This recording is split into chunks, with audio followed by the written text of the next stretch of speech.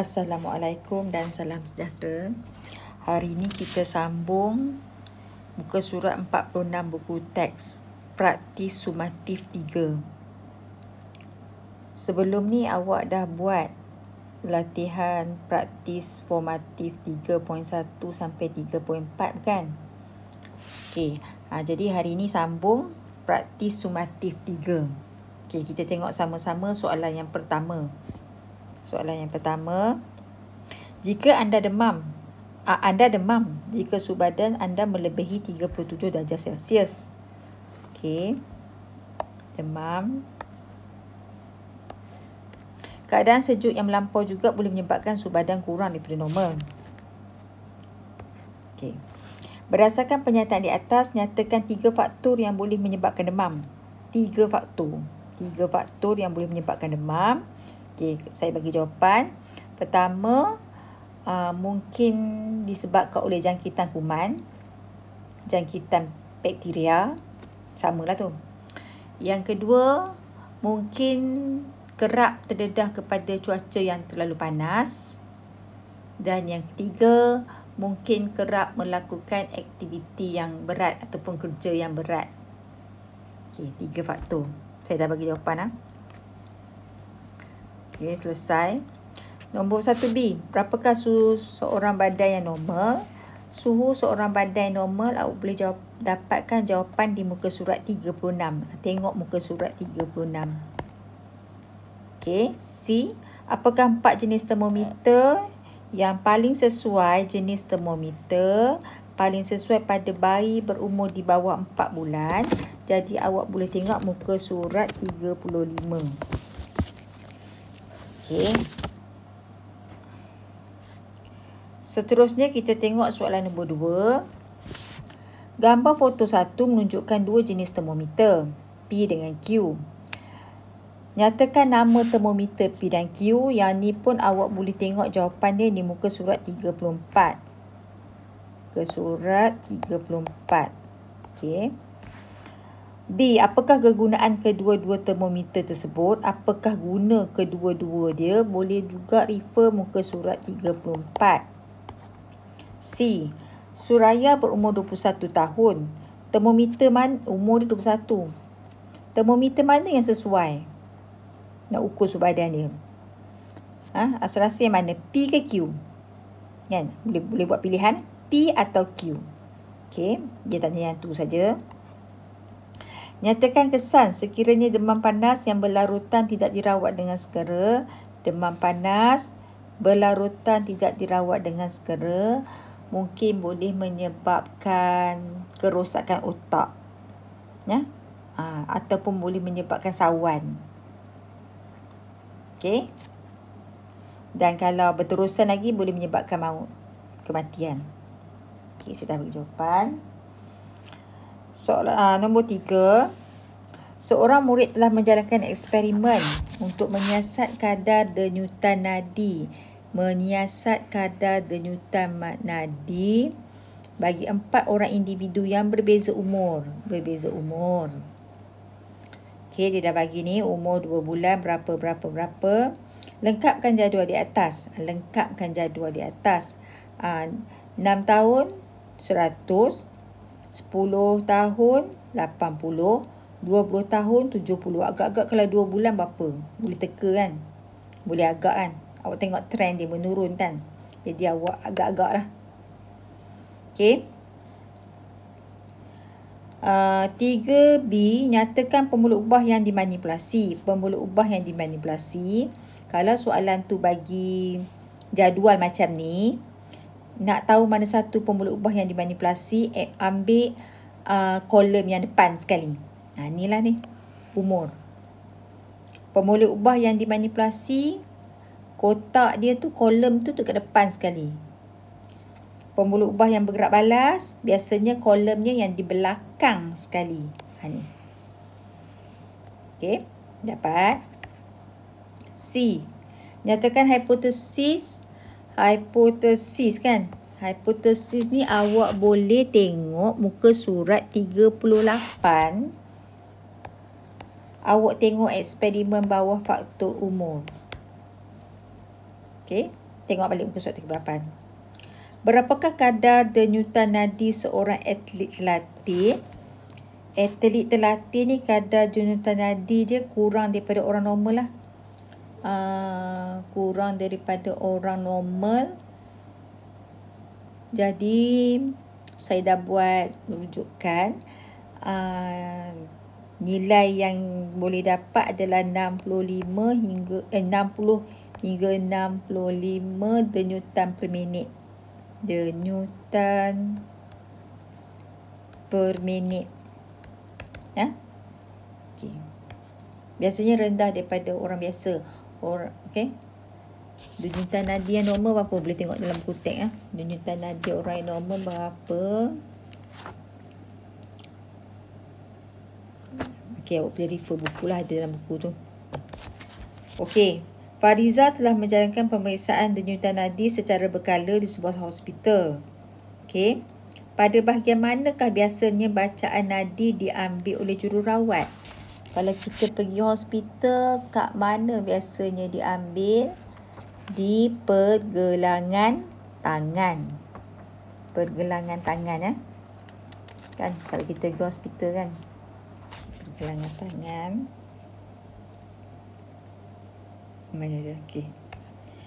4B. Sekiranya Fariza berumur 22 tahun dan merupakan seorang atlet latih, umur 22.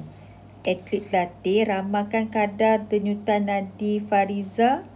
Jadi awak tulis sini macam tadilah, 60 hingga 65 denyutan per minit.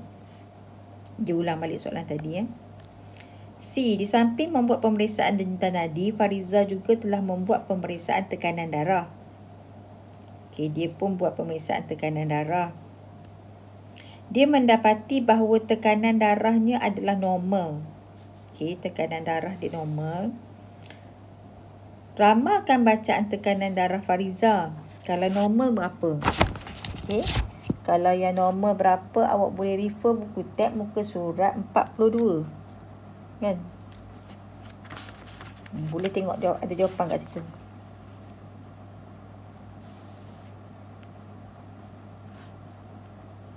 Ke surat 42.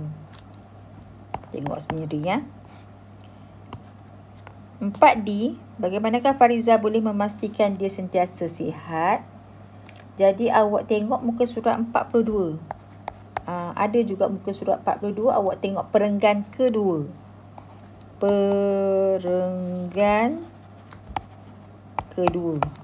Muka surat 42. Okay, mana muka surat 42? Boleh tengok lah situ muka surat 42. Saya tunjukkan kat awak muka surat 42. Surat 42. Ini 42. Okay, 43. 42. Okay. Ni. Tengok ada jawapan kat sini. Okay. Menjalani pemeriksaan perubatan secara berkala. Saya dah beri jawapan pun. Okay. Seterusnya kita sambung balik soalan kita. Okay, ni dah settle. Soalan seterusnya nombor 5. Nombor 5. Siva telah memeriksa tekanan darahnya untuk 3 hari berturut-turut. 3 hari berturut-turut tekanan darahnya 3 hari berturut-turut. Dia mendapati tekanan darahnya adalah tak payahlah lebih kurang ni potong. Adalah 150/95. Tinggi ke rendah ni? Berapakah tekanan darah seorang yang normal? Tekanan darah seorang awak tengok muka surat 42. Dapatlah jawapan. Berdasarkan maklumat di atas, nyatakan satu inference keadaan Siva. Inference sebab. Kenapa Siva ni tekanan darah dia 150/95? Kenapa? Okay. 150/95 ni kita kategorikan sebagai tekanan darah yang tak normal lah, kan? Tinggi lah. Okay. Kenapa? Jadi sebab dia mungkin kita boleh buat andaian Siva mengidap penyakit tekanan darah tinggi. Boleh juga. Ataupun Siva mengidap penyakit diabetes mellitus. kencing manis, boleh juga. Ataupun Siva berada dalam keadaan yang stres, pun boleh juga. Okey, boleh. Awak ambillah mana-mana satu. Apakah yang perlu dilakukan oleh Siva seterusnya? Okey, kalau tiga hari tinggi dia nak kena buat apa? Rasa-rasa dia nak kena buat apa? Duduk kat rumah ke nak pergi mana? Pergi berjumpa doktor di hospital untuk buat pemeriksaan lanjut. Saya dah bagi jawapan dah tu. Nombor 6. Biasanya penyakit tekanan darah tinggi tidak menunjukkan tanda yang jelas. Tetapi jika penyakit tekanan darah tinggi tidak dikawal dengan baik, keadaan ini boleh menyebabkan masalah kesihatan yang lain seperti serangan jantung dan strok. 6. Okey.